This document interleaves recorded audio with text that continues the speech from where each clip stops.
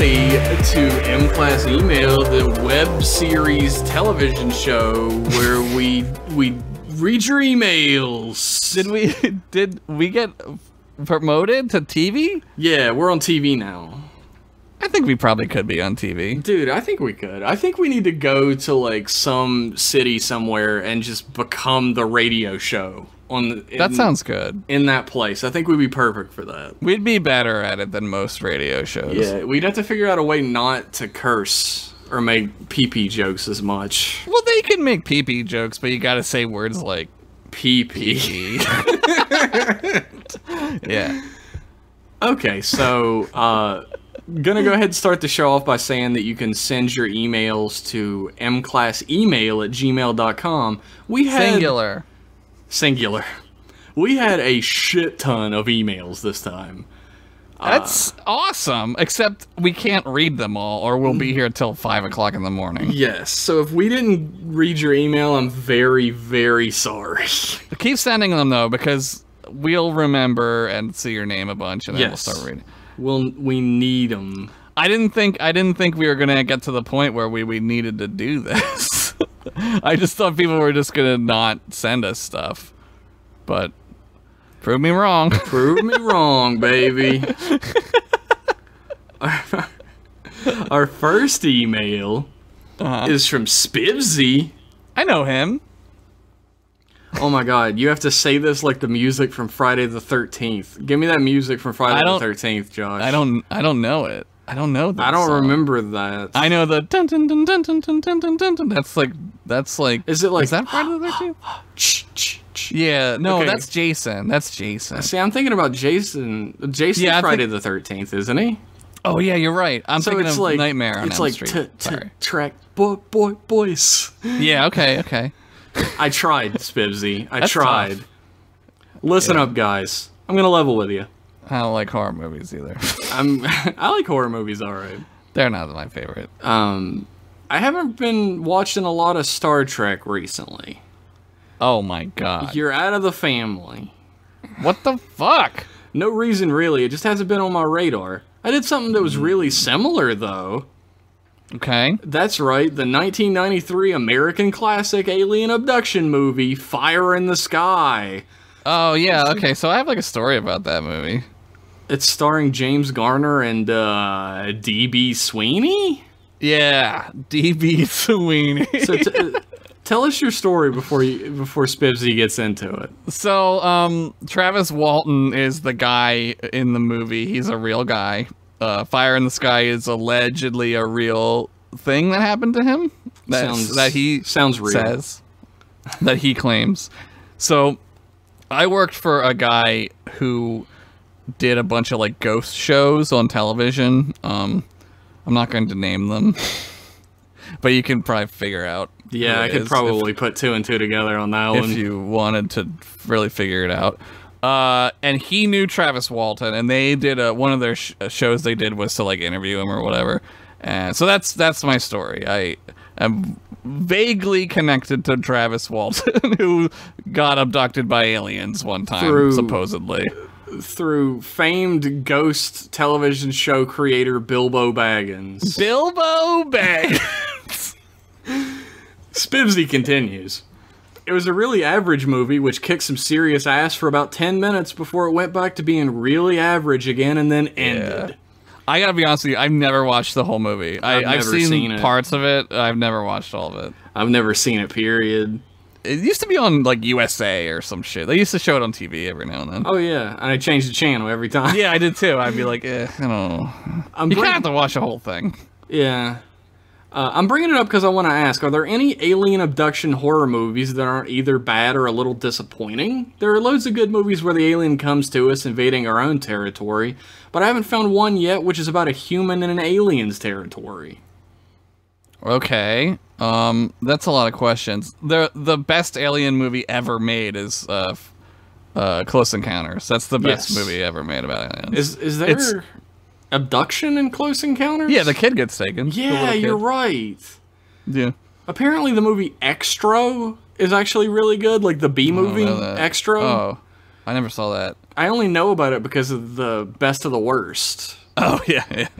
Yeah. And like they watched it wanting to laugh, but then they were just And they fucking liked it? enthralled by it and That's loved great. it. That's a rare for that. Yes, show, it dude. is. So maybe try that one out. Yeah, I mean, usually they're not good because, like, what's there to say, right? Yeah, they're also like really tiptoeing around the anal probe. Like they don't want to talk about it, but that's what Right. happens when you get abducted, right? That my history teacher, I've probably talked about this before a million times everywhere. My history teacher, from Temple University, his name's David Jacobs. He writes books about alien abduction. He really believes that alien abduction is going to be like the end of human society. Like he's like, they're coming for us. This guy's a tenured professor of history at a major American university. That's a great big yikes for me.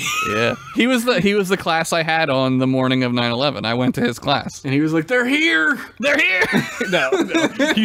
I remember he said a plane crashed into the World Trade Center, and I thought like a little airplane, right? Like I didn't Yeah, think it was not. It wasn't. I was wrong about that. Spoiler alert, it was not. Turns out it was the worst day ever. Yes. I've been slowly going through a list I got from Googling alien abduction films, but they've all been pretty bad. If you know any good ones, or even TV shows about it, you can watch The X-Files. The X-Files rules. That's a great show about it. Yeah, I don't. Yeah, watch the X-Files. There's this one called Official Denial I want to watch, but haven't been able to find. I'm going to do a really good thing for an audio podcast and show you a picture I found from it. Okay. And it is a Alamy stock photo of a guy in surgeon scrubs sitting backwards like a really cool teacher on a piece of lawn furniture in Oh, a he's white AC room. Slatering? He's Yeah. AC Slatering? Cool. For sure. And there's a woman in a jumpsuit on the floor who has the basic gray alien mask that you can get from Halloween City on. Nice. Pretty good, huh? The guy dressed like a dentist is doing the cool substitute teacher pose on the chair. He's really connecting with the alien. Hey, Ridiculous. hey, also, I found this book called Humans Are Not From Earth. Josh would love it.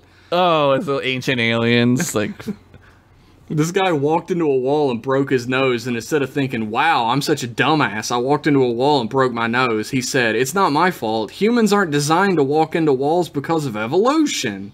oh, And wrote a 600-page book about why we're from another planet. I would read that. That sounds hilarious. So, I would read the shit out of that.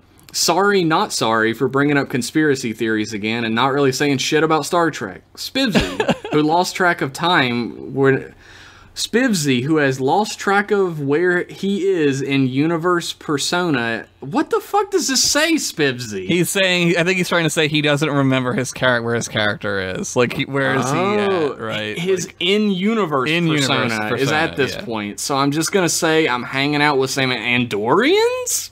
sounds good to me. That's canon.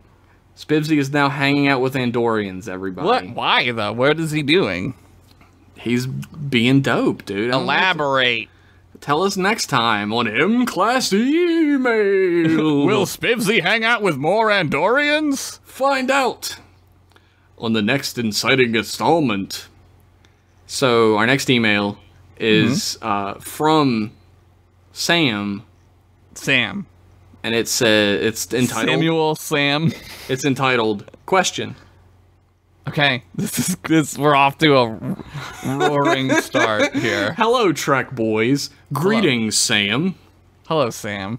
I started Boys. watching season 3 of Peaky Blinders on Netflix. Oh God. Okay, let's talk about Peaky Blinders. All And, right. and all of a sudden, a mustached Dr. Bashir appeared. That got me haven't seen thinking, season is Peaky Blinders just one of Quark's holodeck programs? Are we just feels in like one of Quark's holodecks? Yo, Peaky Blinders. So I watched like the first 2 seasons of Peaky Blinders, and then I was like, you know what? I'm good. I've never watched it. For some reason, the name Peaky Blinders just didn't do it for me. It's like British 1920s Boardwalk Empire. I didn't watch a sneezing. lot of Boardwalk Empire, so that Boardwalk doesn't really Empire appeal to me. is incredible. That's a great show. Peaky Blinders, less great. What does the name mean? What does that mean? That's their like gang, I think, is they're the Peaky Blinders. Every gang in England is named after like some stupid thing because England is weird. Oi, we're the Peaky Blinders. Yeah, I think that's what it is. They'll tell me if I'm wrong, I'm sure. So it's been a while. I think I watched it like a couple years ago. It's got its moments, but it's not good. But is it one of Quark's holosuite programs? It feels like at the end of the first season, you're like, oh, okay, I see what we're doing. This is dumb. So yeah, I'm gonna say yes. Yes, but are we in one of Quark's holo programs? It would make sense if we were, because everything's awful. Like capitalism would make perfect sense. That makes the most sense, right? So yeah, I'm gonna say yes again. I'm gonna say pitch it. Thanks for being great and making a podcast I love. Keep on trekking. Thank you. Signed. Also, you'll be hearing from my lawyers. Signed, Sam, Lieutenant Junior Grade on the USS Rowdy Roddy Piper. I can't believe they named the ship after him. He was great. He was great. They should have. I think The Rock would get a ship before Rowdy Roddy, though. Our next question is from Phantom Thief Goofus. The Goofus. Love that Goofus. Love that Goofus. It's entitled Subject Line. Oh my god, you guys are really upping your sarcasm subject game today. Yeah, because I started reading them and they're all like, I'm gonna get him. He's gonna seem so foolish. They're on the same level. Yeah, they all get it. I'm gonna make Jeff seem so foolish. Anyway, ahoy Trek boys. Hi. Trek boys. Trek boys. It's your favorite Phantom Thief Goofus. I'm on spring break and I'm getting into all kinds of wacky space adventures. Springer! Getting into all kinds of wacky space adventures. Like, I left my keys at my friend's place last night, so I had to call the RA to let me back into my place. Holy shit, dude! Classic spring break story! Wild and crazy. Holy fuck, and then what? Let's get to those pitches or ditches. Oh fuck, oh shit, okay. Peyote 1. M-Class. Josh and Jeff find an old pirate treasure map and come up with elaborate schemes. 100% pitch it. Fuck yes. I don't even need to get the rest of this one. Yeah, I'm gonna go ahead and pre-pitch that one. Like me and you in the Goonies? Fuck yes. Yeah. They come up with elaborate schemes to backstab each other to secure the treasure for themselves. The real treasure ends up being the friends we made along the way and an Arby's 2-for-1 coupon. They both get a sandwich and try to pretend like the attempted murders never happened. There's a lot of that. They do that with us a lot. I don't know why. Have we ever disagreed on anything on the show? Maybe the abduction stories. Yeah, I think we disagreed on conspiracy theories once, right. And that's pretty much been it. That's it. But you know, you gotta have conflict in your ridiculous sitcoms. Yeah, I guess we'd have to like find a reason to be annoyed at each other. I don't know. Well, I don't fucking know. The thing is, here's like a in-universe writing tip. Yeah. There'd be a graphic that would come up on screen right now that'd say, in-universe writing tip, and have like a pencil that finishes writing it. A pencil sound effect. Yeah. Josh and I are what's called a comedy duo. Yeah! That means two. Think about Keenan and Kel. Yeah. Are Keenan and Kel mad at each other? Sometimes, but they're always working together towards one goal. Yeah. That goal causes them nothing but problems, but they still have it together. They're the same person, almost. One of them's the id and one of them's the ego, right? Yep. And that's us. Figure out who's who. It's pretty easy. It is a little easy. Peyote 2, also M-Class. Yes! Pitch it. The Trek boys get an ensign to boss around and teach life lessons to. Oh, we get a Cousin Oliver? Fuck yeah, dude. That lesson being dune buggying is fucking dope, and you can do anything if you got enough dicks. B-plot. Kevin disguises himself as an ensign to escape the responsibilities of high-ranking Starfleet officer. Who promoted Kevin? Yeah, Kevin's also an ensign. Kevin's not even on this show, and he's a higher rank than us? No. Fuck Kevin. Kevin is an ensign. He is an ensign because he gets sent here to do inspections. Yeah, This is that's the worst place you could be sent for anything. yeah, that's like worse than us being here. Like honestly, I mean, I Yeah. guess he gets to go home, so maybe it's not. But Well, he doesn't get to mean- go dune buggying, though. no, he doesn't. Fool, Fucking loser. Anyway, dork. follow-up question. What should I steal next? I'm getting bored out of my skull here. I already stole some Bronto ribs and they nearly tipped over my ship into a sun. That's it's ridiculous. It's a big Bronto. That's a dude. classic Flintstones reference for you. Yeah. I Did you love like it. skateboard with your feet, like Legolas style, off the tail of a fucking Diplodocus or whatever the fuck it is? You know, no matter how hard I'm trying to remember the Flintstones themes, I'm only hearing the Top Flintstones. Cat theme in my Nate head. the Flintstone. There, we just got sued for $1 million Yeah. because we sang I was the thinking, Flintstones thing. Top Cat. I don't even know that one. I never watched Top Cat. Top Cat was about a cat who led a gang, and it was for children. Is he the one who is yellow with the weird little? Does he have a vest Yeah, on? he's got a vest and a little hat, and he's yellow, yeah. Okay, I know Top and he Cat. runs a gang. The bad he's- guy in the show is a police officer. That makes. I actually sound like I would love It this was show. way ahead of its time. This is great. So thanks for that email, Goofus. We pitched them both. Yeah, 1 million pitches. Except Kevin is, of course, still an ensign. Because fuck Yeah. that guy. He's not even here. He's not even here to take up for himself. Yeah, he probably will never know we said this about him. No, he definitely doesn't listen to this show, so. I don't.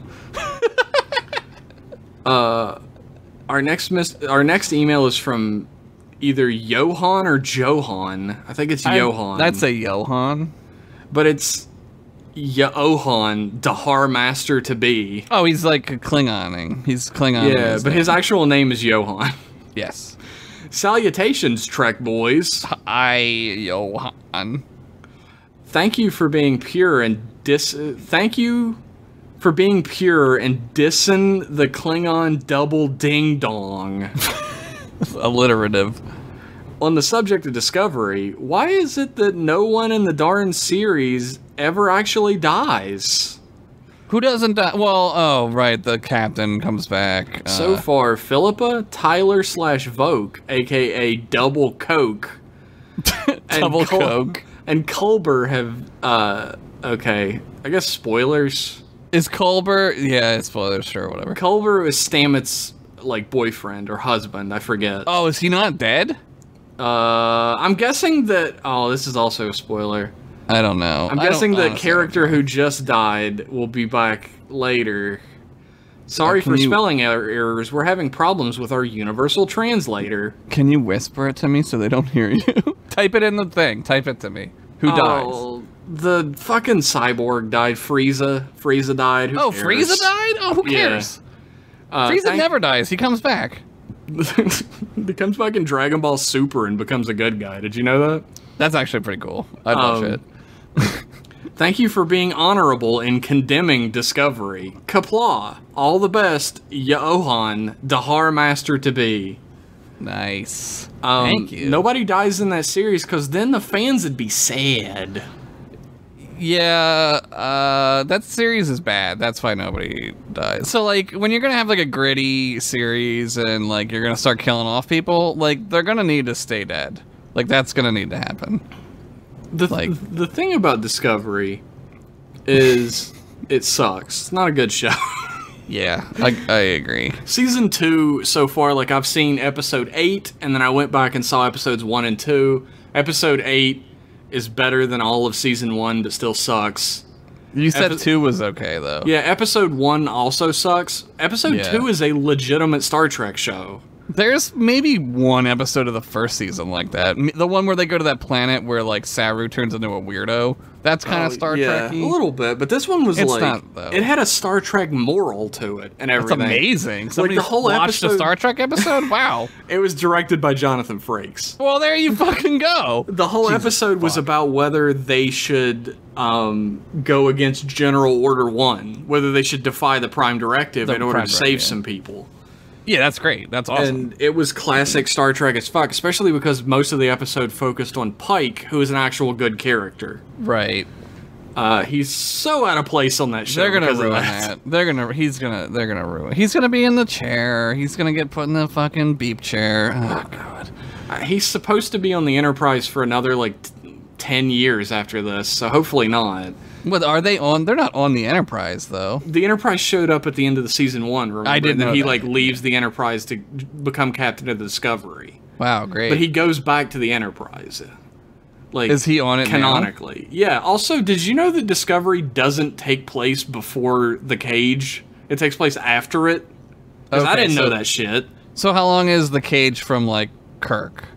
The Cage couple is years. 10 years before Kirk. Right. And yeah, Discovery that makes takes sense. place 5 or 6 years Yeah, so after it's in- The Cage. Yeah. Okay. That's Because, fine. like, That makes episode sense. 8 has Talos 4 in it. Oh, cool. And I was, like, pissed because I thought it was, like, a prequel to The Cage with Talos 4 Oh, so in you it. were confused. Well, But this it's is not. the problem. It's a sequel. And I This was is like, the problem, oh, okay. right? This is the prequelitis problem, right? Where it's like, where are we? You gotta Yeah, establish. what is like, it where before? we What are. is it after? Right. It needs to be a little clearer. You know what would help that? Making one just after all of these. Yeah, so you don't have to worry about that shit. You can just do whatever you want. Sounds like that would be cool, but whatever. Don't Thanks do for that, the though. email, Johan. Sorry we bitched about that show we hate. He was thanking us for condemning Discovery. So. I know, but a lot of people get, like, uncomfortable. Because we're, like, mean about it. So Fuck 'em. they- Our next email. Oh, it's from Hoteen. Oh, for fuck me. Let me see if I remember Hoteen's voice. It's titled Mission Accomplished. Boys, it's more like that. Hey, losers. There it is. Thanks for all the help with my mission. Me and my Romulan brothers will celebrate this day for years to come. Oh, God, we helped them out with something. You two will be hailed as national heroes. Oh, cool. I really ought to send you a card. Card? Not even the famous Drac could stop our plans now. Shit. I hate the Alpha Quadrant. I lied before. Reverse Cowgirl is inferior to Cloak and Dagger. Ryza isn't even that nice. Oh, fucking, you're crazy, dude. Thanks That for place is a nothing. fucking pussy and butt heaven, dude. Thanks for nothing in recommending it. I won't miss it in the least. Chaltalk 5 is way better. We that have place? snow cones there. I didn't see a single snow cone on Ryza. Did Not you try? Not 1, not 4, not 5 mark, not 1, not even 2. Oh, God, he's doing codes. Oh, Fucking- God. We're reading the... Jeff! You fucking... That was Josh. Josh read it. Josh read it. Shit! Fuck. Anyway, he continues. Kathy. Oh, Kathy. Oh, jeez. Was not good either. What? Just, inferior to Romulan women. Oh, this is racist as fuck. I'm really happy that Tal Shiar found me in a gambling nebula before we could get married. Sounds My like- only regret is that she was out picking a dress with my escort. I mean, friends arrived. Goodbye, Kathy. What? She's so dead. Tapon blows. Signed, Sub-Commander Hoti. That's the only funny part of the email was the end. P.S. You two are really doing a bang-up morning show job. Real good, solid stuff you're doing. The rest of that part of the email wasn't so good because we like committed treason again, and also like I don't even buy that Hoteen didn't like Ryza. First of all, it's crazy. I think there might be a hidden message in this.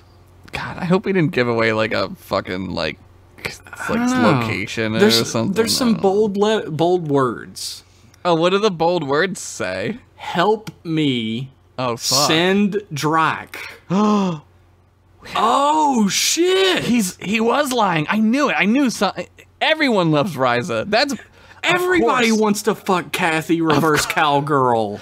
Yeah, Cloak and Dagger sucks. I tried it. It sucks. Also, I was by myself, so maybe it doesn't work out by yourself. He just cloaked. There was no dagger. Yeah, no dagger. No, I just daggered. There was no cloak. So, Drac, if you're out there listening, apparently head to Yeah. 145 Mark 92 Okay. All right, let's save Hoteen and get him back to Ryza with his love, Kathy. Yeah, we got to get him and Kathy back together so that he could see that Reverse Cowgirl is way better. Yeah, we have to. We need to promote this Reverse Cowgirl thing. Okay, so this is good. This is a good thing that Starfleet is doing to help. So I did it. Yes. Josh didn't. I did. Sure. Thanks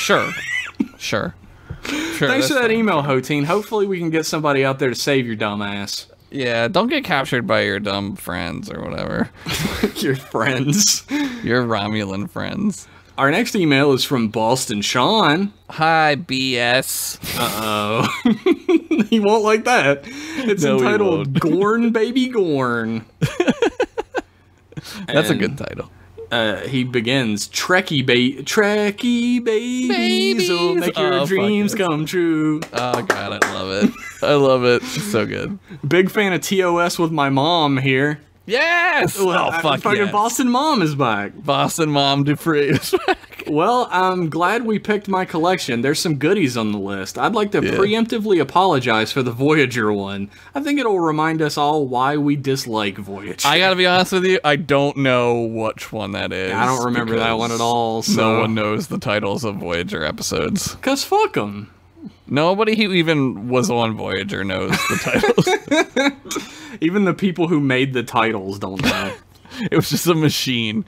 This one's called this, and it's like that. Yeah. I'm going to be honest. I'm writing this email before the final tally, so if we didn't choose the abduction collection, please stop reading and move on to the next one. Well, now that we've established that we've watched Arena, I can bring back a favorite segment. Minneapolis Moms Talking Trek. Minneapolis Mom. I like that she's got her own title. Is she like, why isn't she Boston Mom, though? Apparently she does not live in Boston. She lives in Minneapolis. All right. She actually titled the email Gorn Baby Gorn. There you go. I knew it was good. I mean, not that Boston Sean couldn't come up with a good title. I knew it was good and not shitty like Boston Sean normally does. I didn't mean it like that. It came out like that, but I didn't mean it like that. She loves watching Scotty fiddle with the Enterprise's stereo system while transporting. I don't remember that. I just ignore him though most of the time. Apparently, his mom made a lot of red shirts jokes. Yeah, we know. I'm going to go ahead and cut those every time I see them because that's not funny. Minneapolis Mom, get with the times. Get with the times. Why does Spock bring that TV with him everywhere? That's his tricorder, Mom. No, I think he's checking in on his March Madness bracket. Nice. March Madness. Get your brackets done. The aliens are attacking the away team with Silly Putty. Wait, I don't remember that. I don't remember that either. Kirk picks up the weeniest stick he could find. Yeah, it's pretty pathetic. James T. Kirk, pride of Starfleet, hero of Earth, has chosen a rock as his Excalibur. 1,000 cubic parsecs of space. Now is not the time to figure out volume, Mr. Spock. Yeah, cubic. She knows the volume. Yeah. That's a lot of volumes. That's a lot. You wouldn't put that on a shelf. The aliens have provided James Kirk with Norelco's new line of electric razor / audio diary. I thought it looked like a lightsaber. It was like a pre-lightsaber. I love this benevolent alien. In your final moments, we will show you compassion and allow you to watch your captain's head be caved in by a crocodile. Pretty cool. I would want to see if my captain's head was about to be caved in by a crocodile. Why doesn't the powder just go through the chute when he's making the gun? Oh, he like holds it in with something. I don't remember. He like carries my mom like doing her best Gorn voice. Kirk, did you make a bong? Cool. This mom rules. If I'm gonna go out, I'm gonna go out high. Damn right. Dude, that's just fuck yeah. You ever smoke sulfur? Fucking you up, baby. James Kirk could really show Bear Grylls a thing or two. Yeah, Bear Grylls never made a fucking blunderbuss. Nah, dude, he makes stuff out of pee-pee, though. That's true. Kirk could do that. Could he make a blunderbuss out of pee-pee? Probably if there's like enough like ammonia in your piss, you can probably make some kind of explosive. If you piss like a cat, you could make some explosives. Dude, cat piss? Oh my god. It's the worst. Wow, Kirk should really use that razor he's got on that 5 o'clock shadow. He's been on the planet for 2 minutes, and it's 1967. Men were men back then. That's right. His testosterone shot hair out of his face as hard as it could. Go, hair. That went a bit long, but she cracks me up. Talk at Your you mom later. is great. Your mom rules.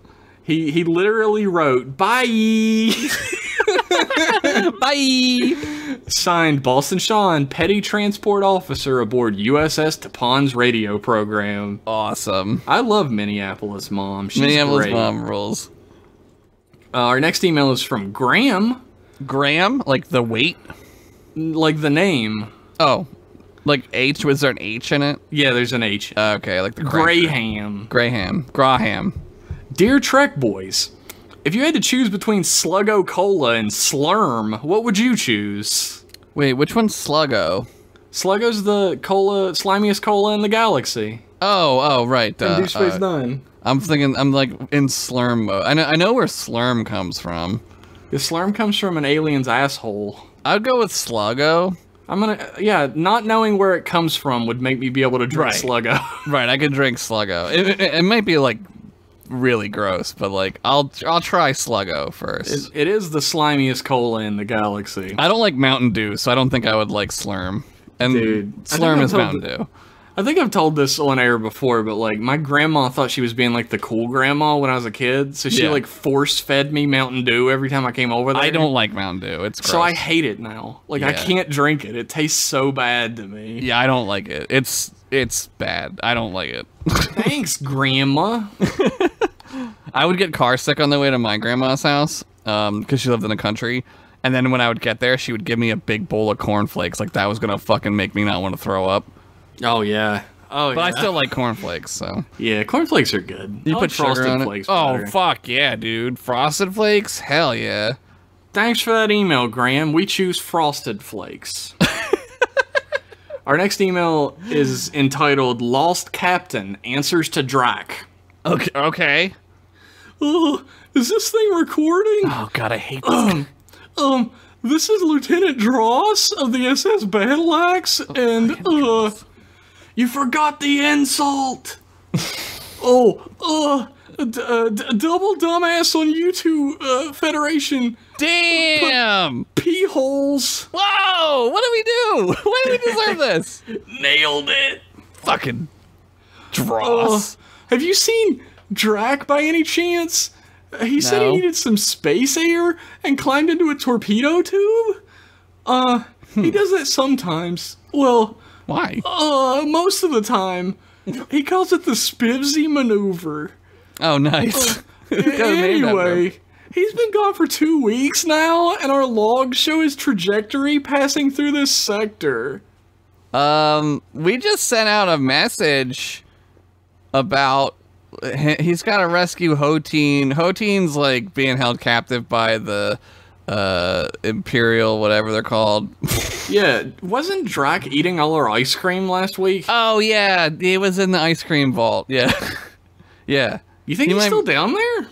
I mean, I don't think there's a bathroom down there, so I hope he's not down there because there's gonna be Oh my like ice cream God. poop everywhere, which is How would you tell the difference? I don't know. After a certain point, who knows? Visually. Not any other sense. Dross, scanners are picking up possible Klingon life signs, but the mass is off the charts. It reads as more ice cream than Klingon, pudgy and flatulent. I like how they have ice cream sensors. Maybe that guy knows where Drac is. What?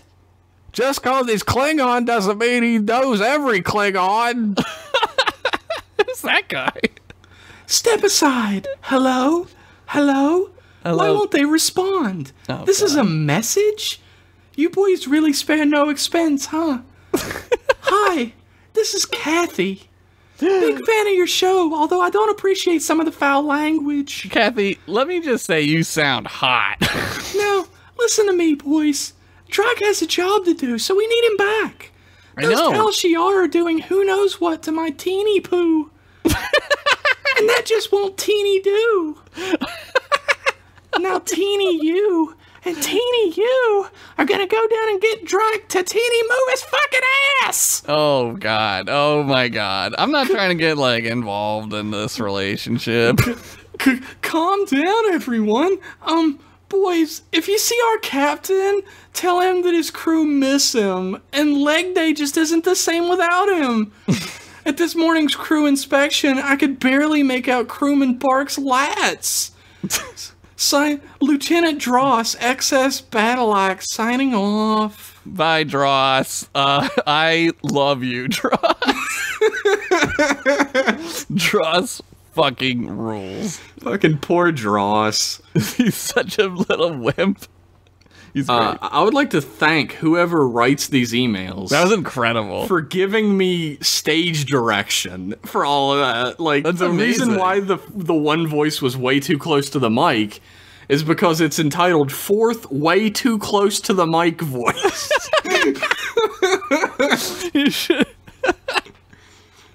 Dude, I've said this a million times to people, but, like, if somebody wants to make, like, a radio drama, like, Yeah. a podcast that's, like, an actual narrative, I'll fucking be on it in a heartbeat Dude, as that the shit's character. fun, man. That shit's super fun. That sounds fun as fuck. I would love to do that. Hell yeah. So, the writer of Drac, if you want to do something... I wonder who it is. I think I know, but I don't want to give it up. Yeah, I know. Our next email is from Commander Jack Carpenter. Oh my God, Commander. God, he outranks us so bad. I know.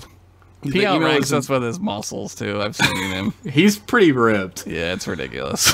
Our next email is entitled, or it's entitled Sup Bros. I needed to get that out. Okay. Hey there, Trek Bros. It's Hi. me, your favorite sports guy that's also named Jack Carpenter. I know you. How's life? Yeah, it's pretty shitty for me as well. Cool. Thanks for the Nah. answer. No, I'm just playing. Everything's all good on my end. But anyway, This fucking humble brag motherfucker over here. Yeah, it's real good. I'm ripped as fuck. No big deal. yeah, fucking, I'm just flexing into the keys to make this email. Yep. I wanted to chime in about the episode Arena featuring my favorite Star Trek character, Styrofoam Rocks. Yep. Fun fact, Arena is the very first Star Trek anything that I ever saw. There you go. Josh, too. Not anything. I watched TNG before I saw. Oh. That's the I first saw- TOS thing I ever saw. I saw it when I was in middle school on TV, thought it was stupid, and then my brothers and I probably went outside and beat each other up in some form of violent athletic activity. Yeah, that makes sense. Side note, middle school Jack can get wrecked because once I rediscovered Star Trek a few years later and finally got back to watching this episode, I realized its true message. Yup. I like Arena not so much because it has a fantastic plot or anything, but because I think this episode is a perfect example of how lots of people view Star Trek as a whole. We just said this. Yeah, the zeitgeist. And we, to be like fair, we do these episodes on the same day. So yes. yes, It's much fresher in our brains when we've said shit. We in the previous just talked episode. about it like an hour ago. So People view it the same way I did when I was a kid. You see Trek and initially think, wow, this is cheesy and dated, and the Yeah. action is boring and silly, so on and so forth. right. But when you really give Star Trek an honest chance and actually pay attention to it past fight choreography and the era it was filmed in, you realize how deep and important the whole point of the series is. Yup. I love Hopefully this that- guy. Commander Jack, you can command me any day. Yeah. Hopefully that made a lick of sense. I'm in the middle of like 3 different sports seasons right now, so I'm fucking dead-ass tired and halfway spaced out. My muscles are on top of my muscles because I'm so fucking muscly and it's rough. Did he say that? No, I'm quoting. You said that. Either way, keep on doing things. Thanks as always, Thank Commander you. Jack Carpenter aboard the USS Virginia. Thank you, Jack. Great email. We agree with you 100%. Oh yeah, for sure. There's Yeah. PS. Oh. Hey Jeff, I'm gonna be in your Virginia in early April, so I plan to just ask everyone I see if they know you. You're pretty famous, so I'm sure they will. They all know me here. They're like, oh yeah, that fucking liberal cuck. I know soy him. boy who does that Star Trek show. Fucking soy boys. Soy boys. Thanks for that email, Jack. You get it, Jack. You're one of the Yeah. good jocks. You get One of the good jocks. Nah, you're great. Yeah, Jack. no, that was a great email. Our next email is what does he call himself? Hold on. It's from Stefan Jive Turkey Kuwabara. Yeah, yeah. And I thought it's Stefan from like Family Stefan Matters. Urkel? Yeah, I thought he was emailing us. And He's I was not like, that wow. cool. He's real cool, but he's not that. Nobody is that cool. No. Regarding the shooting of the shit is in the title of the email. Oh, what a poetic title. Hey there, Trek boys. Hi. It's everyone's favorite time-traveling bar back from 10 forward. Does anybody even remember this lore? Jive Turkey. That's hilarious. That is like a long time cut from That's back in the day. But hilarious. I was listening to your Shoot the Shit a minute ago, and I just had to write in. Nice. Our last Shoot the Shit was about us talking about all of the days we stayed homesick from school and Yeah. what it was like, what we did, and Quote, some unquote, secrets. Quote unquote sick from school. That was one of the secrets. Yeah. Maybe We just weren't leave. actually sick. Maybe just go home. Maybe skip school. Yeah. First off, strangely enough, I was also fucking words. You're fine. First off, strangely enough, I was also off school for a month in the 4th grade because of pneumonia. Oh, weird, man. Damn, the zeitgeist. Wasn't it great though? I was pretty delirious for that whole saga, so I don't remember a lot. But in between terrifying fever dreams about sounds that started quiet and slowly got louder and louder. That's what we talked about. I remember watching The Price is Right. Yes. Hearing you guys talk about TV in the 90s brought me back, especially the random shit you'd watch just because there was nothing better on. That was it. Yep, that was it. My weekday viewing was pretty set in stone, but weekends were always a crapshoot because Yeah. it'd always be infomercials or weird specials or TV movies. Golf. Because, like, Yeah. so my birthday is in April, like, early April, and, like, I remember vividly, like, going over to my grandparents to, like, have cake and ice cream, and, like, golf would be on all day. Oh, yeah. So my April birthday reminds 4th, me of right? golf. What? April 4th, yeah. April 4th? Yeah. Holy shit, I remember 3 birthdays now. Amazing, you remember my yours? Wife, my mom, and yours. Well, I am as important, if not more important, than those other two.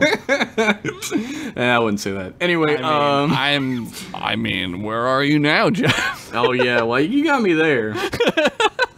I definitely remember watching the Crystal Light aerobics competitions or Miss America shows just Oh, because they were the only man. things on TV on a Sunday afternoon. Oh my god, that's bad, dude. Yeah, I would go outside or something. Yeah, I would have probably tried to, like, I played with toys. Like, I had figures and Yeah, I'd play with. I'd play with toys, or I would have busted out that SNES and gone to Yeah, town. ride my bike around or something. Yeah, I remember there was a TV movie that used to play a fair bit that I loved at the time, but have never been able to track down. Oh, It was shit. about the super futuristic AI-controlled tower that got a virus and started killing the people in it. I don't know that. Yeah, But I would like to find it, because we also talked about My Girlfriend from Hell, which was the movie I never knew the title for forever. Oh yeah, you've mentioned that a few times actually. Yeah, it's on YouTube. You can find it. You can just watch the whole thing. It's You could just really watch bad. Dinosaur Planet instead. Oh, Planet of the Dinosaurs. Yeah. I made Jeff watch that, and he will never let me. Like, No. he'll never What? let me. Like, there were some real monsters in history, right? Yeah, But then Josh came along. and then I made him in quotes watch the Dude, shitty he had a 70s phaser movie. to my head the whole time because it's still in the lore of this program. Right. I was like, yo, check out this like 1970s. They called them films. And I was like, no, Not again. no. I remember there was this one scene where a guy gets locked in a sauna and the AI cranks up the heat. That's pretty much the Nice. only thing I remember about it anymore.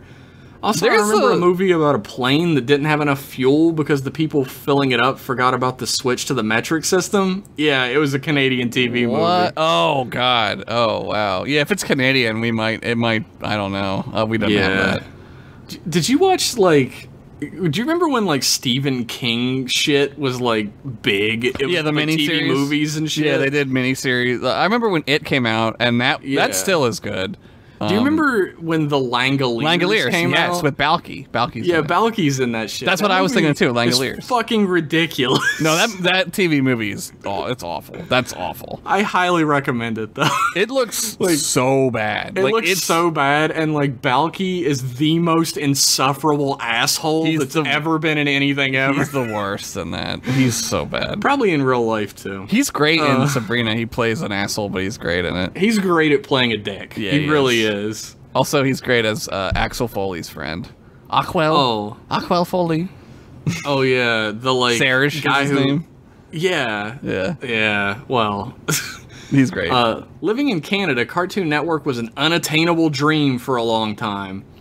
My grandparents had this crazy satellite set up out in the country back then where you could like manually tune in all the US channels. Nice. It was Stealing our amazing. secrets. Yeah. It was amazing, but I'm pretty sure it was super illegal. Nah. Yeah, no, whatever. It's not illegal.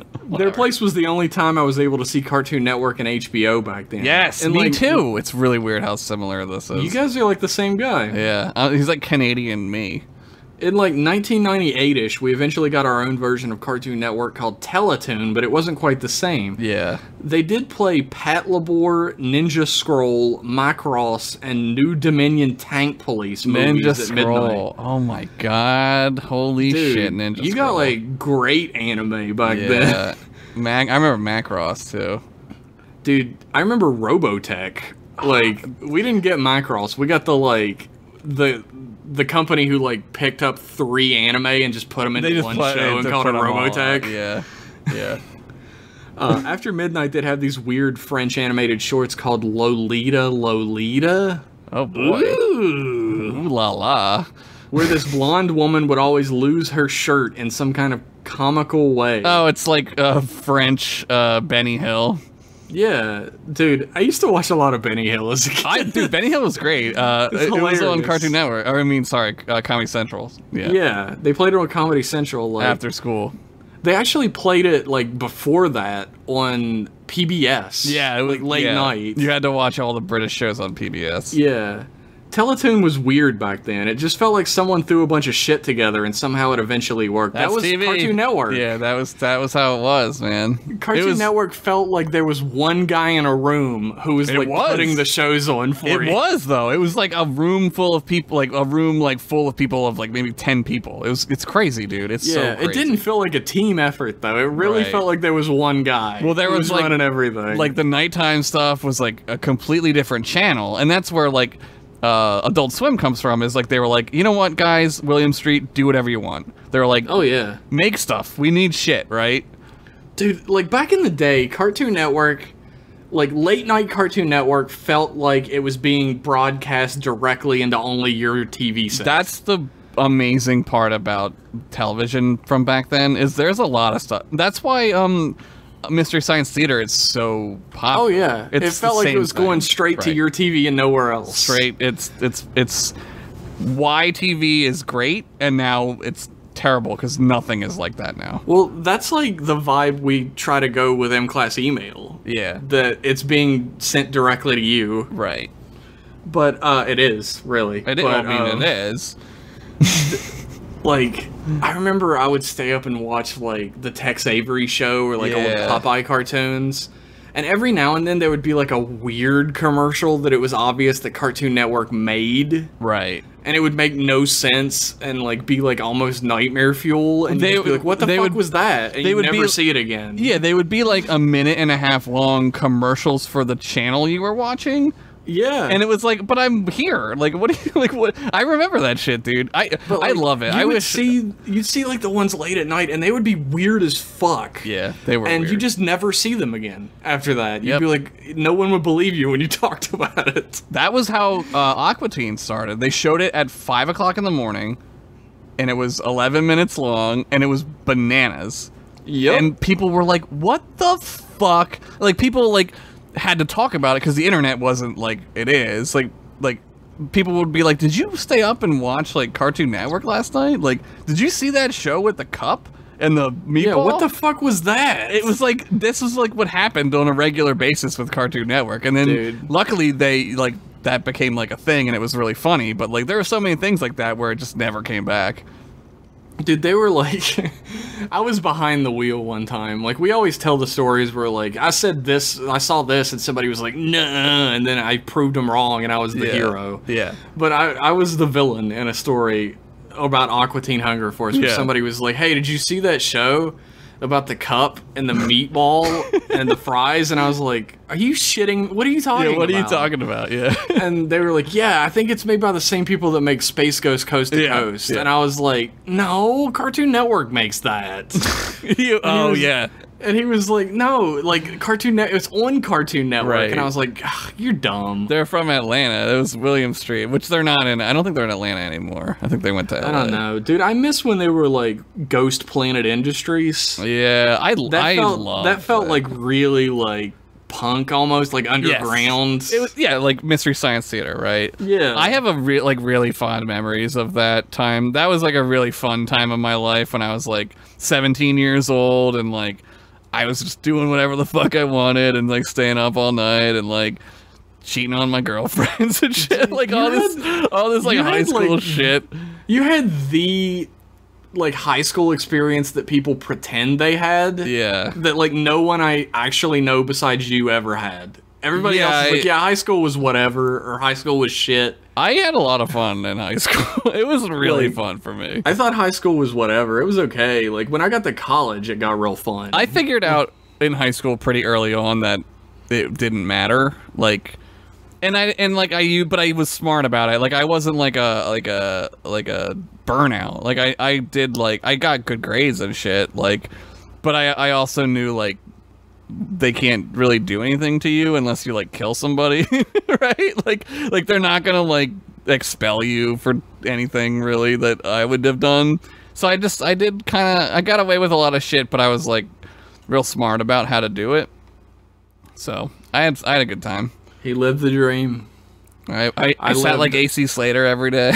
No, I didn't. Oh my god, he's so cool. He's almost as cool as Stefan Urkel. I also grew my hair really long, and like that was like girls really like that. So well, you had like these like wavy curly ass like beautiful like flowing waterfalls of hair. My hair was orange like a parking cone. It was bright orange. It was. I've seen photos. I've also seen all your crazy. 70s shirts that you wore. I still have a lot of them. They still fit. Super cool. I used to wear pants. I used to wear pants that like I'm shocked they didn't send me home because it was just like, here's my dick. I didn't care, dude. I did not give a shit about anything. I was like an asshole in that respect where I didn't listen to anybody. I was like, fuck you. But whatever. I had a very different high school experience. Maybe if like I went to a school that was anywhere near where I lived, like it took 45 minutes to get to school every day. Yeah, that'll suck the life out of you. That makes I could walk to school, so I was like, whatever. Yeah, it was 45 minutes on a bus to get to school, and when we like everybody lived that far away from school, it was literally in the middle of nowhere between two districts. Yeah. And everybody went there. So like after school, everybody was like, how the fuck can we meet anywhere? Right. Well, my high school was in the town that I live in, and it's in the middle of town, so kids would just stay and hang out in town and like go to pizza places and shit. Yeah, that's cool. I didn't have that shit. Like, yeah, there was like a little shopping center over the side, like a little ways away from the school that you could walk to in like 20 minutes, maybe. It was like a little college, like a little community college. That's kind of how my one community college was, where like the annex, one of the annexes was like in a shopping center, right? And it was like, if you had class there, it was like, this sucks. Oh no, it definitely wasn't in the shopping center. It took 20 minutes to walk to. Oh god, fuck that. Like, so you could do that, but like buses only ran through the valley to a certain time, and if you didn't have a car, what the fuck were you gonna do? Yeah, you were fucked. Yeah. Because I didn't have a car until I was 20-some. There's a lot of that shit. There's a lot of like things about my high school experience that are like movie-like, and if you watch the movie Can't Hardly Wait, that takes place in the area that I live in, and a lot of it's like very weirdly similar to high school at that period of time, which is when I went to high school. And yeah, I had ideas about what high school was gonna be like that got shattered. So high school was whatever. like a lot of kids, like my district was like huge. Like it's all of Upper Bucks County, and like So there's like woods and farms and shit. So we had like towns, and like people would like live in the town I live in, but also people were from the woods. So we'd have like parties in the woods, and nobody there were no 1999. There were no cops. Like nobody was busting anybody. We'd have fucking crazy parties and shit. Like it was Nobody's fun. busting you in the woods anyway. Who cares? No one's coming out there. We're like halfway through this email. Hold on. Sorry, we got a little tangent. We got off topic. Sorry, everybody.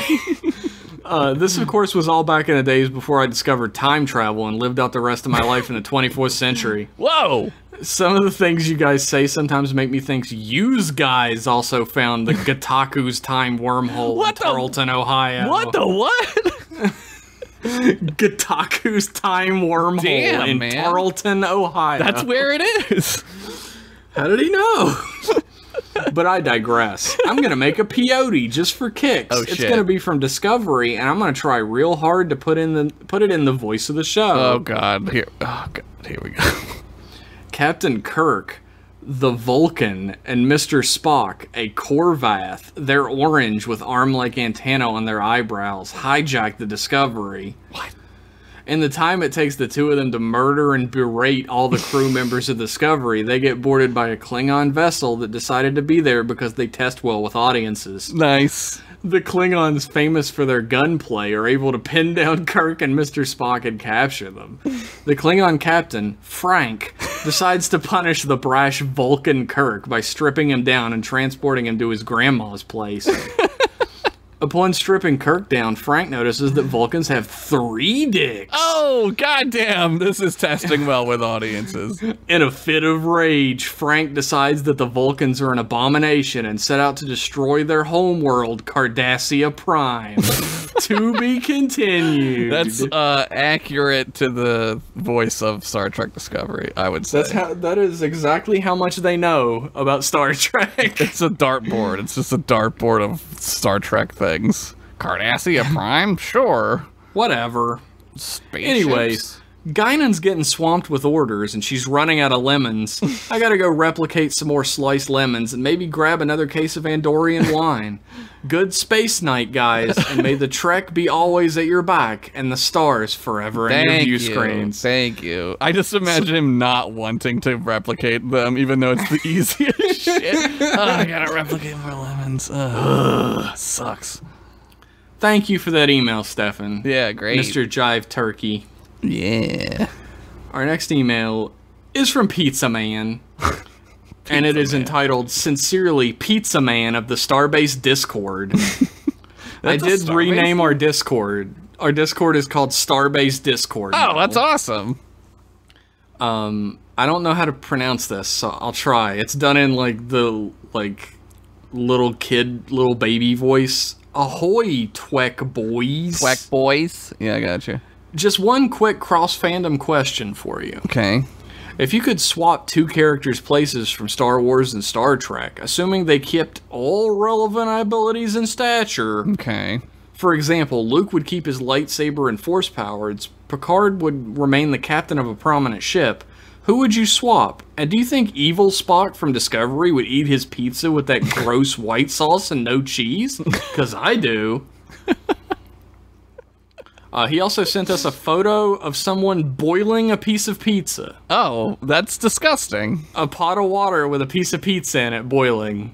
That's my worst nightmare. That's disgusting. I don't like pizza that much, so. For those, I love pizza, by the way. I'm on the right side of history. For those who know, the conformist side of history, sure. Yeah, exactly. Fall in line. Become a drone. Look, I've had pizza so many times. I'm done. I'm done with it. I'm not attacking you for your wrong opinions, Look. Josh. You can have whatever ones you want. It's a free galaxy. Yeah. It's a free quadrant. The That's beta right. quadrant. That's where we're at. Yep.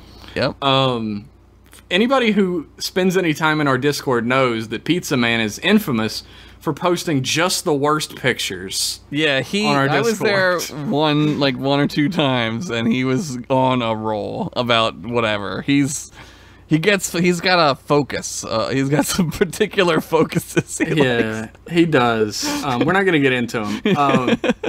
I guess if you ask me, if you could swap two characters' places from Star Wars and Star Trek, Yeah. I would say no thank you. Yeah, it just doesn't work. I mean, maybe Quark could be in Star Wars. I get maybe. I Yeah, don't Quark could fit into like his bar could fit know. into Star Wars. He could be like a Star Wars guy, right? But I love the photos that have the Star Wars characters as like a Starfleet crew.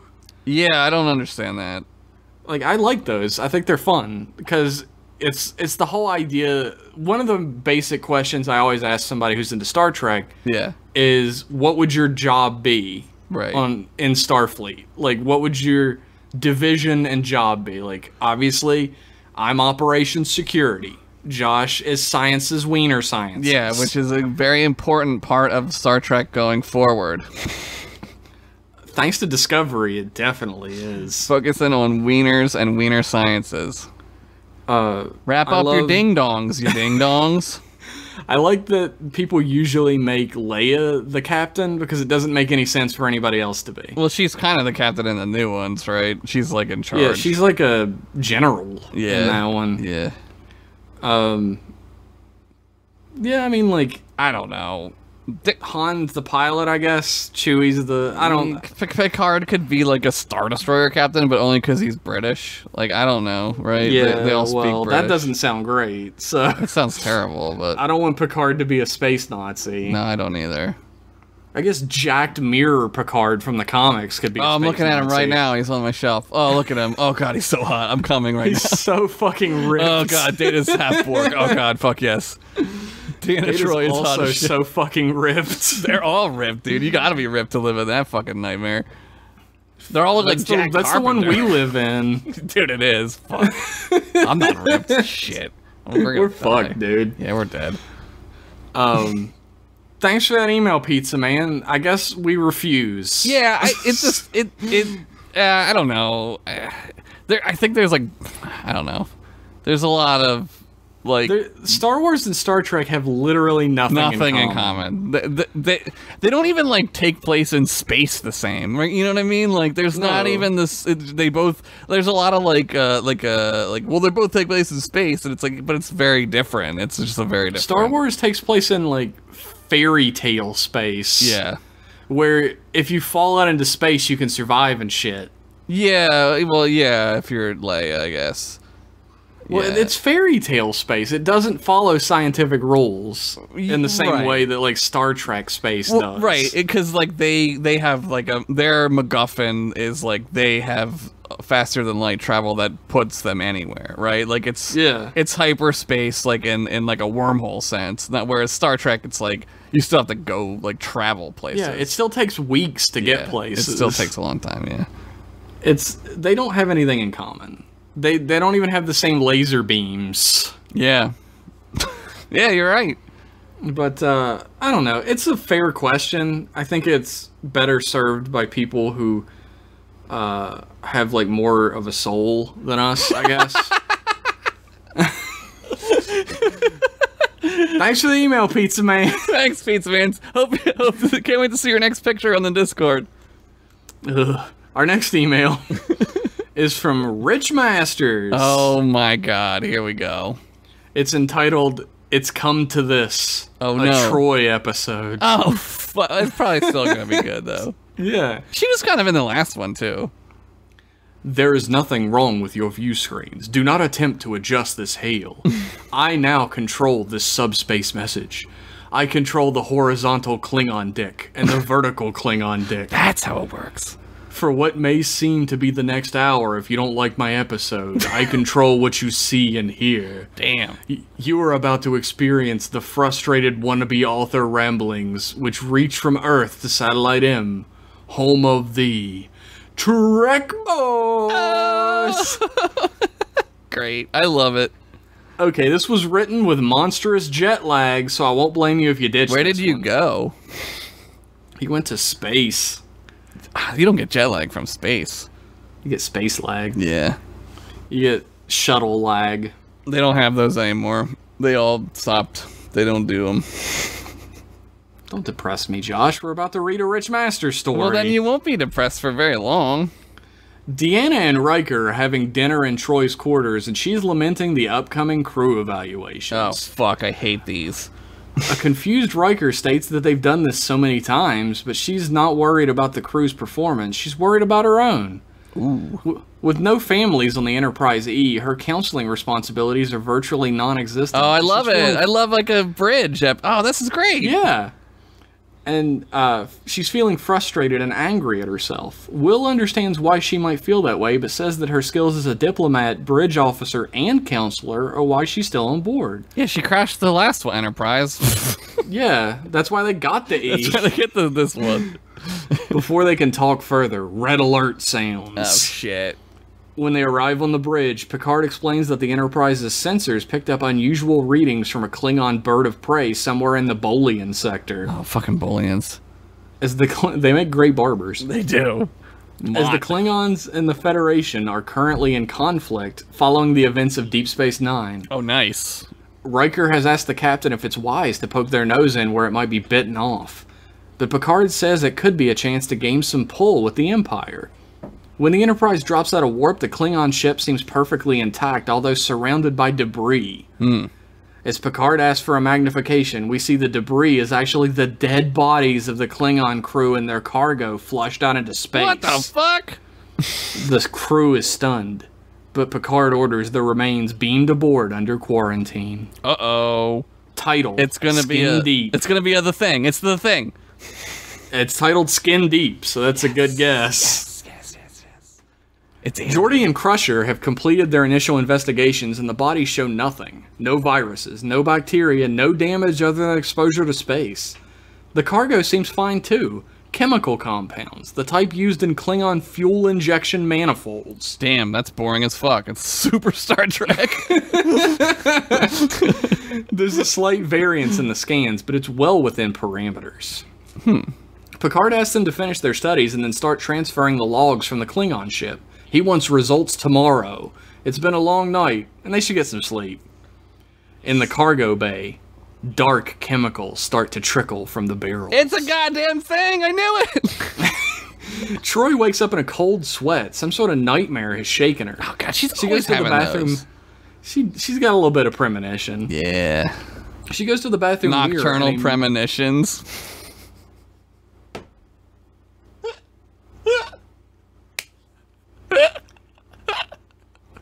She goes to the bathroom mirror, and a much younger Season 1 Deanna stares back at her. Oh! It's like She turns the light.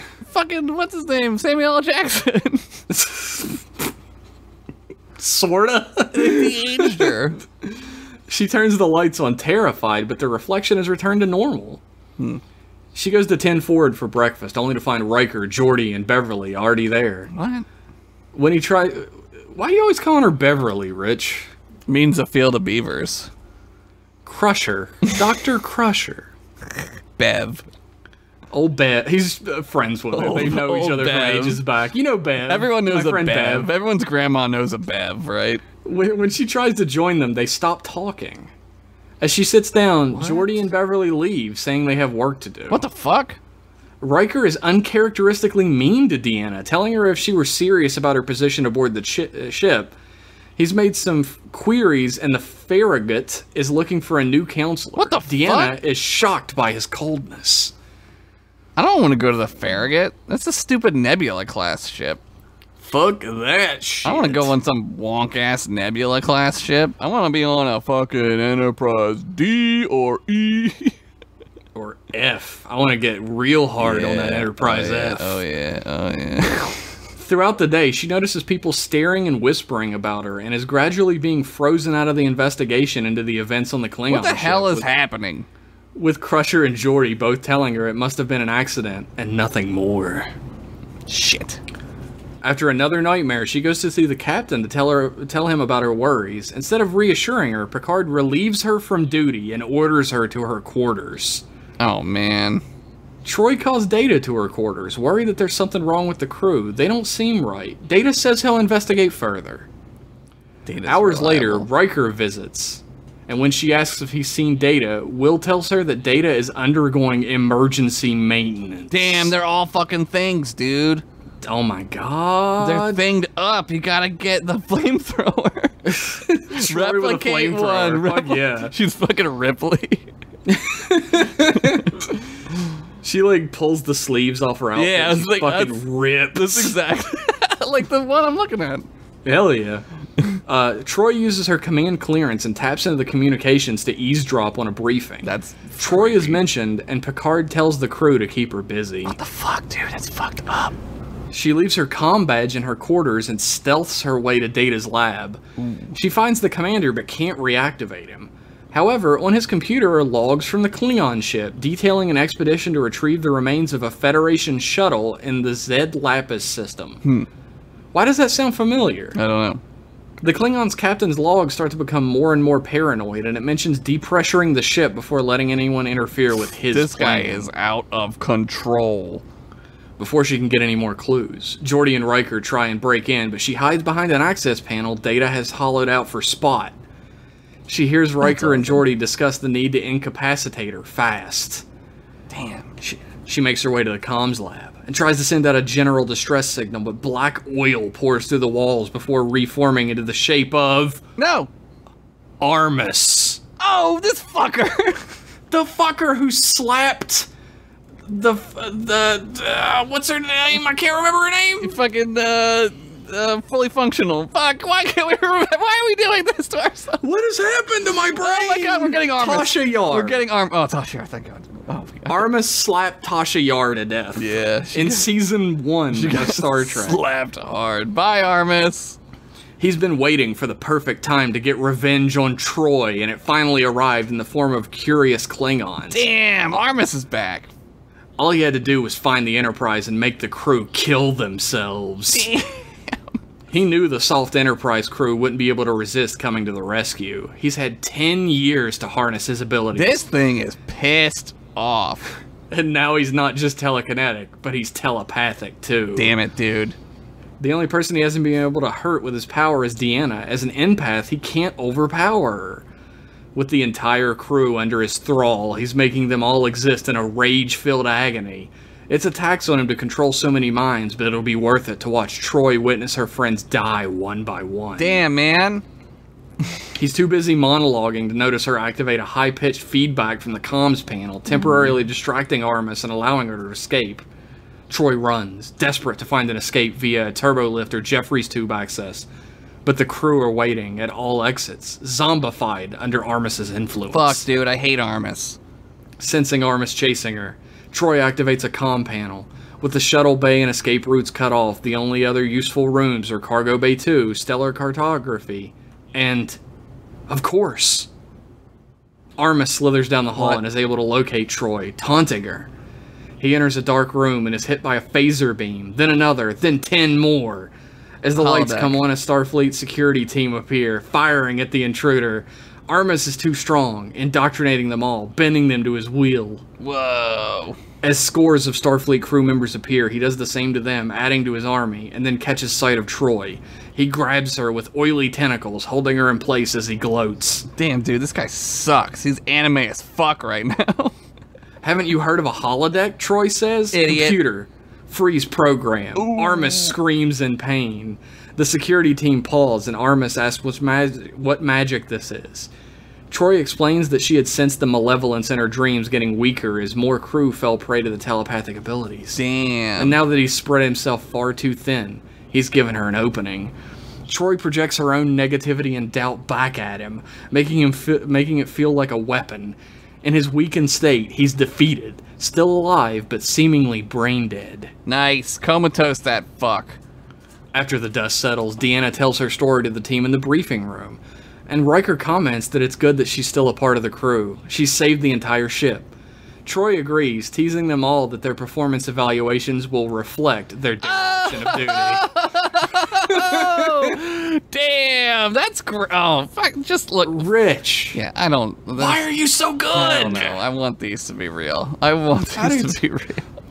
Like, Armus coming back, like, when I heard it was Armus, I was like, this might be the first one I'm gonna have to ditch. Yeah, Rich. but, like, he makes Armus good. Like, he makes Armus, fucking like... saved it, dude. Yeah, it's a really, really clever, play on like the thing or the alien, right? Like it's Alien, right? But it's like Star Trek Alien. I like stuff like that a lot. I will say, I'm gonna have to be an editor. I'm gonna have to be your editor, your Trek Boy editor. There should be at least one moment in the episode where we reflect on Tasha Yar. Yeah, there does. Yes. Since Armus killed her. Like maybe she goes to talk to Data, and like Data's like looking at the hollow picture of her, right? Yeah, or And maybe they talk that's about like her. one of the nightmares she has. Yeah, it's like about a real her. heightened version of Tasha Yar being killed. Yeah, or like another. I would say like it shouldn't be that moment because that hits a little too close to him. I would say it's like another moment with her, maybe. I guess that's true. You know, yeah. like some foreshadowing a little bit. Or yeah, maybe it should be like a dream where like it's very like a nebulous thing, but like Tasha Yar is being hurt in the dream. Right. Yeah. No, that's great. That was. I mean, I'm gonna pitch that pitch it, for sure, obviously. but because I always do. Yeah, we're suckers for that. I hope you like this one, and I hope I was able to keep Josh guessing. One of my favorite things about writing these. Yeah, I do okay, but like you do twist a little bit more sometimes than I can see it. Like I didn't think it was gonna be Armus, but Who could have saw that? yeah, that's right? like a real twist. Like I like it. That's a deep cut. It is a deep cut, a deep slap. Oh, rest in peace, Tasha. Rip. And I hope you're both huddling together for warmth on that cold satellite. Much love to my two favorite ensigns, Rich, Thanks, Chief Barber Rich. on the Vulcan science vessel, Bowlcut. That's amazing. It's a little warmer here since all the ice cream is gone. That's true. It turns out that was what makes space cold. Who knew? Who knew? So much ice cream. Thanks, though, Rich. Yeah. Like, I had to save yours for last. Not just because it's the last one we got, but also because... I mean, I always feel like it's the last one anyway, because like they're always like, well, they're longer than normal, which is fine. It's true. But it's like also the cherry on top. Yeah, they're the cherry on top. I didn't get to do a whole lot of voices this time, but that's okay. We got some cool pitches or ditchets. We got some great, rich storytelling, and we got some like legitimate questions this time, which is actually fairly rare. Yeah, I like the questions too. I love the questions. Yeah. Do you hear this chaos going on behind me? I'm not editing any of this out. I don't actually. There is a hear cat it. losing his fucking mind behind me. Do not hear it. He found a mouse toy, and it's goddamn 2 a.m, so that means go nuts. He's going full Armus He's on it. Armusing the shit out of this mouse toy. Oh, now he hid under the bed. If you'd like your email read on this program, you can ship it on off using Subspace Carrier to mclassemail@gmail.com, all singular, Nice. like it always has been. Like forever. It's never not been that. You can find us on Twitter at mclasspodcast, and if you'd like to be the few, the proud, the patrons, and be part of the Discord network where you can feel mildly uncomfortable while Pizza Man posts photos. And also, you get to hang out with some of the coolest people I've ever known. Yeah, they're all great. Even Pizza Man. I wouldn't go that far. Nah, he's alright. Head on over to patreon.com/mclasspodcast for as little as $1 a month. You can be part of this, like, genuinely amazing community. Everyone who's a part of it is great. Like, really great. So. Oh, yeah. Like, Bam the other day. Like, Bam, who does all the art for Pretend Friends, who I'm, like, really good friends with. He was talking to me the other day, and he said, I don't know if you know, like, how special it is that you have this fan base that you do. Yeah. Because most fan bases are terrible. Like, almost every fan base is terrible. But for some reason, the M-Class fan base is amazing. It's awesome, I will say that. And they're very imaginative and clever and fun. Oh, yeah. Every one of them. The thing is, if you were ever a listener to Rider Club Radio, the other podcast, I'm not one to pull my punches about what type of fan base I have. I just say it. So, I'm not blowing smoke up your ass on this one. You guys are genuinely amazing. Thank you for being fans of this program. So good. And with that, thank you again, and we'll see you in 1 week for more M-Class goodness. Thank you, guys. Bye-bye. Bye.